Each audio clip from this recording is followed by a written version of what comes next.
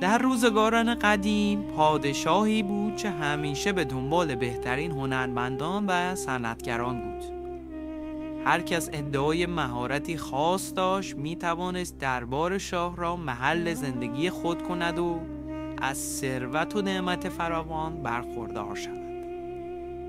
در همین سرزمین خیاطی حیله‌گر و فریبکار زندگی می‌کرد که همیشه با نیرنگ و چرب زبانی مردم را فریب می‌داد. او روزی با خود اندیشید چرا وقت خود را برای دوختن لباس تلف کنم، در حالی که می‌توانم با یک نیرنگ دربار شاه را تصاحب کنم. پس نقشه‌ای در ذهنش ریخت. خیاط لباسی زیبا پوشید و به قصر شاه رفت.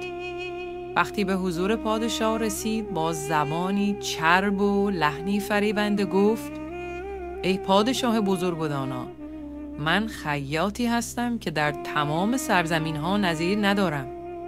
لباسی که بدوزم نه تنها زیبا و با شکوه است بلکه جادویی است. شاه با کنجکاوی پرسید: چه جادویی در لباس تو نهفته است؟ خیاط با حیله و نیرنگی پاسخ داد: لباسی که میدوزم را تنها خردمندان و اصیل زادگان میتوانند ببینند. هر کس آن را نبیند از نژاد پست است یا خرد و دانایی ندارد. شاه که نمیخواست احمق یا بی اصل و نسب به نظر برسد فریب این سخن را خورد. پس با شوق دستور داد که خیاط در قصر بماند و برایش لباسی مخصوص بدوزد.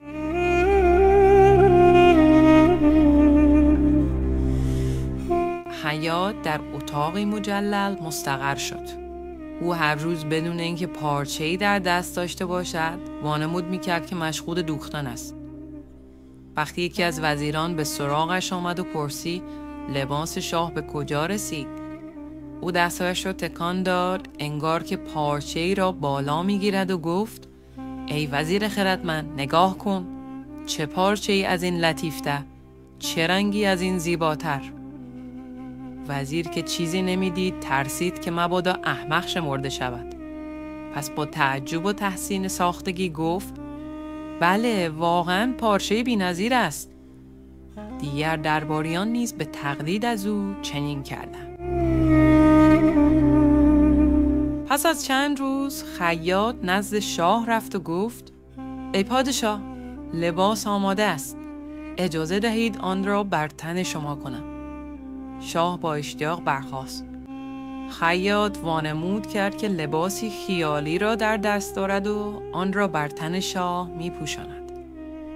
شاه که نمیخواست نادان به نظر برسد خود را خوشحال نشان داد و گفت: چقدر این لباس با شکوه سبک است.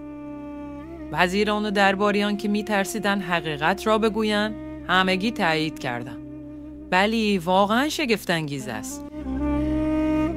در دربار شاه غلامی زیرک و وفادار بود که به نیرنگ خیاط پی برده بود.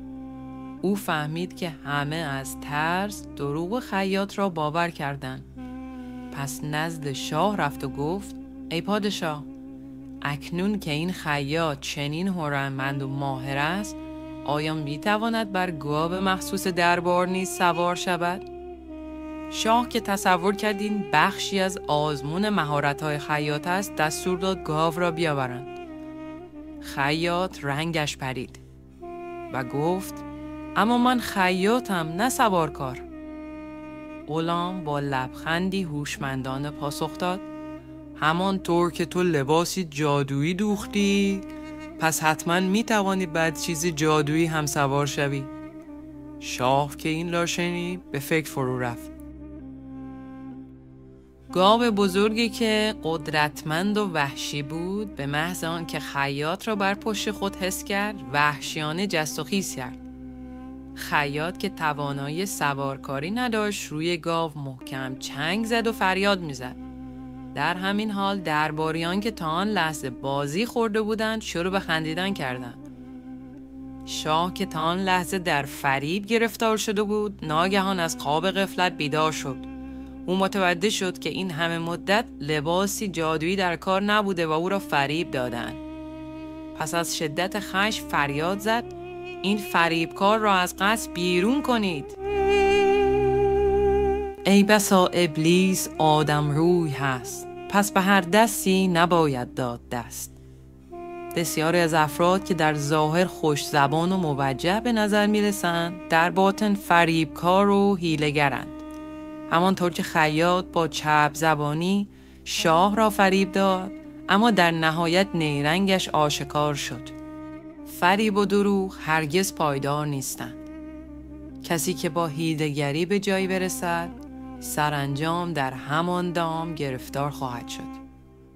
همه مردم از ترس قضاوت شدن دروغ را باور کردند، اما حقیقت تنها نیاز به یک فرد شجاع داشت تا آشکار شود. نظر شما چیست؟ آیا کسی را دیده‌اید که با فریب خود را در دام انداخته باشد؟